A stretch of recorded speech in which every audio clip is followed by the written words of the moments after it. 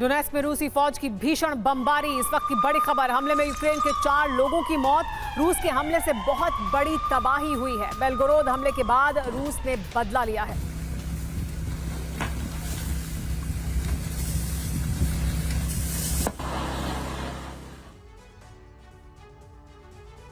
नया साल यूक्रेन की संपूर्ण तबाही की दस्तक लेकर आया है, क्योंकि रूस अब उन हथियारों को इस्तेमाल करने जा रहा है जो प्रतिबंधित है। यानी अमेरिका भी यूक्रेन को बचा नहीं पाएगा। वैसे भी इसके लिए खुद यूक्रेन जिम्मेदार है, क्योंकि यूक्रेन ने रूस के शहरों पर प्रतिबंधित हथियारों से हमला करके उसे उकसा दिया।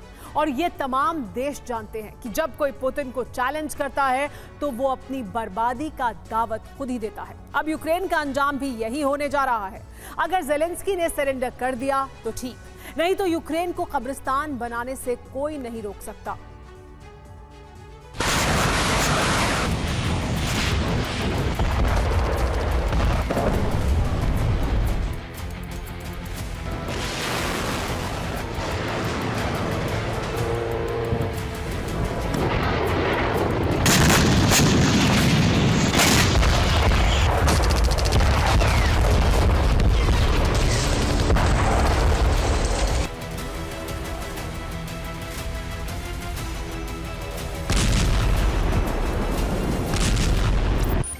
जिस खतरे का अंदेशा था वो आ चुका है। नए साल में दुनिया एक ऐसे विनाशक खतरे में घिरने वाली है जिससे कयामत आनी तय है।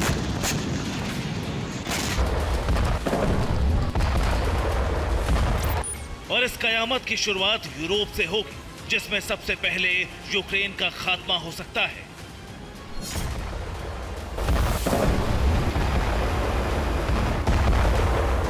क्रेमलिन का दावा है कि यूक्रेन ने रूस के शहरों पर हमले में प्रतिबंधित हथियारों का इस्तेमाल किया है।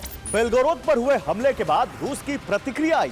रूस ने इसे वॉर क्राइम बताया है। जाहिर है, अब पलटवार में रूस भी ऐसे हथियार निकाल सकता है जो प्रतिबंधित है।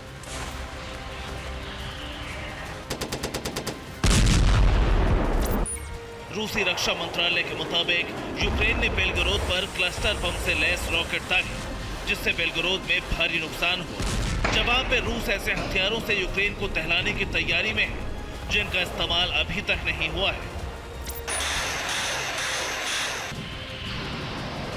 सोचिए वो हथियार कितने घातक होंगे जिन्हें 110 देशों ने बैन किया हुआ है, जबकि रूस अब उन्हीं हथियारों को निकालेगा।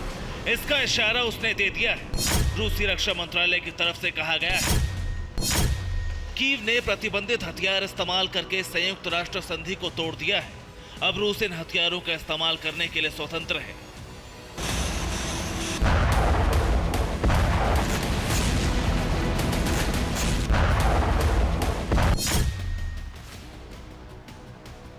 उन हथियारों में सबसे पहला नाम है पंजे स्टिक्स।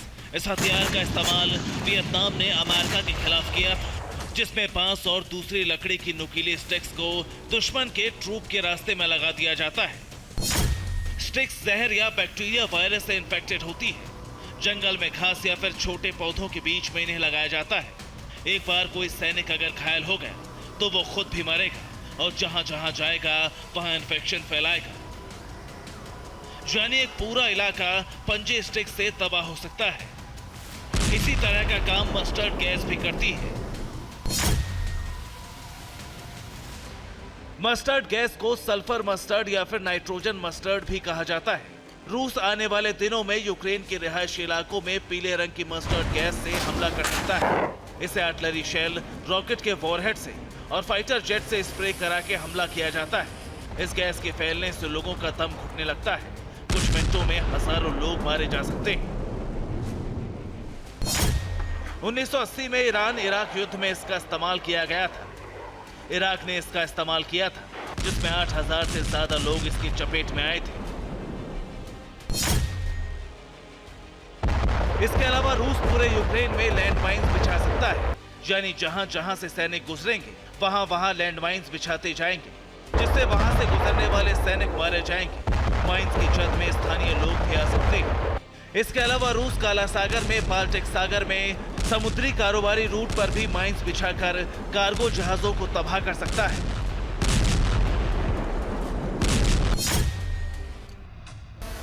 इतना ही नहीं, रूस लगातार ड्रोन की खेप तैयार कर रहा है, खास तौर से स्वार्म ड्रोन तकनीक का इस्तेमाल करके एक साथ यूक्रेन के कई शहरों को खंडहर में तब्दील कर सकता है। इसके लिए स्वार्म ड्रोन को एक बड़े ड्रोन से कई इलाकों में भेजा जाएगा, जो एक साथ कई टारगेट पर जाके फटेंगे। खास बात ये कि झुंड में स्वार्म ड्रोन को रडार भी नहीं ट्रेस कर सकता है और डिफेंस सिस्टम इनके आगे बेकार हो जाएगा।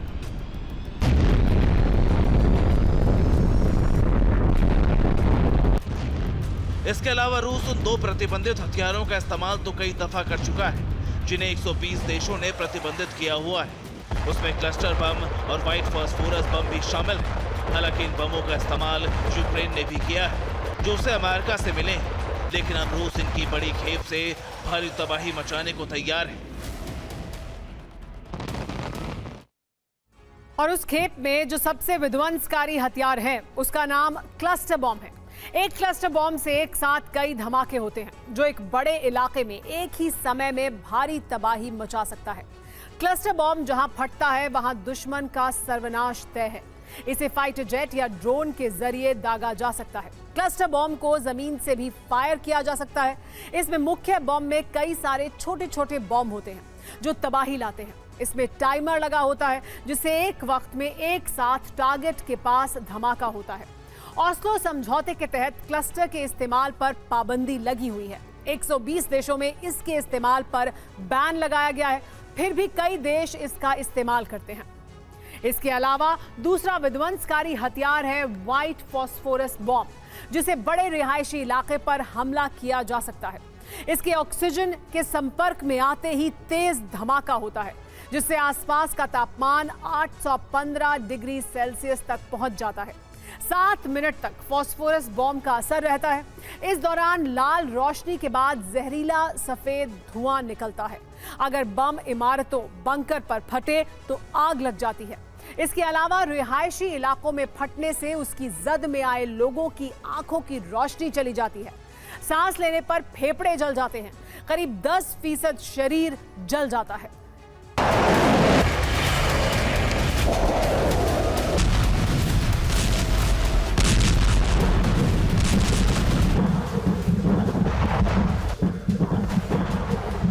व्हाइट फास्फोरस बम इतना खतरनाक होता है कि 2008 में यूएन ने इसे पूरी तरह से प्रतिबंधित कर दिया था। फिर भी इसका इस्तेमाल युद्ध में होता रहता है। जहां रूस ने यूक्रेन में इससे कई दफा हमले किए, इसी तरह यूक्रेन ने भी अमेरिका से मिले फास्फोरस बम से कई शहरों पर अटैक किए। इसी तरह इजराइल को भी अमेरिका से फास्फोरस बम मिले हैं। लेबनान की तरफ से कहा गया है कि इजराइल इसका इस्तेमाल हिजबुल्लाह के ठिकानों पर हमले के लिए कर रहा है।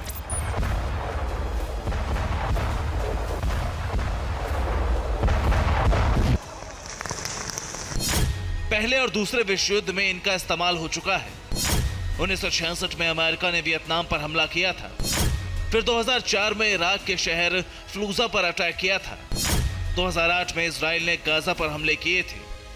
यानी कई हथियारों पर बैन के बावजूद उनका युद्ध में इस्तेमाल होता रहा है, फिर चाहे संयुक्त राष्ट्र कितना भी एतराज करे। दरअसल एक देश जब बैन हथियारों का इस्तेमाल करता है तो दूसरा देश बैन हथियारों के साथ ज्यादा हमले करने लग जाता है।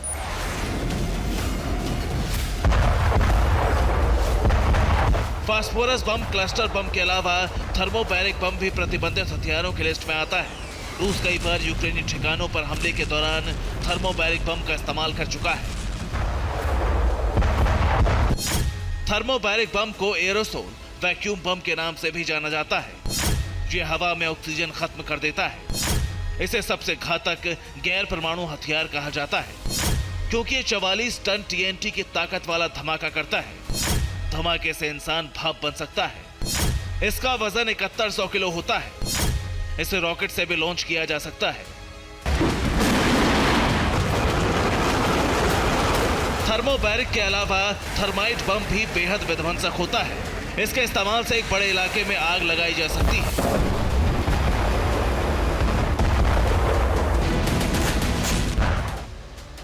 इसके अलावा रूस बायो और केमिकल हथियारों का भी इस्तेमाल कर सकता है। साथ ही वो एटम बम से हमले की धमकी लगातार देता रहा है।